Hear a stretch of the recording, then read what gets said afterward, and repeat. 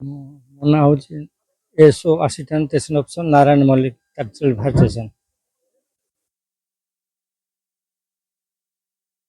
ଆମେ 2 ଘଣ୍ଟାରୁ 2.5 ଘଣ୍ଟା ଭିତରେ ଖୋଜାଖୋଜି କଲା ପରେ ରେଲୱେ ବ୍ରିଜଠୁ ପ୍ରାୟ 1.5 କିଲୋମିଟରରୁ 2 କିଲୋମିଟର ଭିତରେ ହିଁ ସେ ପାଇଲୁ ଆମେ।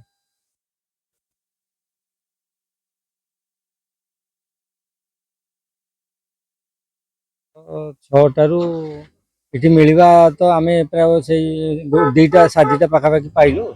ସେଇ ସମୟଟା ଭିତରେ ହିଁ ଆମେ ଖୋଜାଖୋଜି କଲା ପରେ ମିଳିଲା ଆଉ।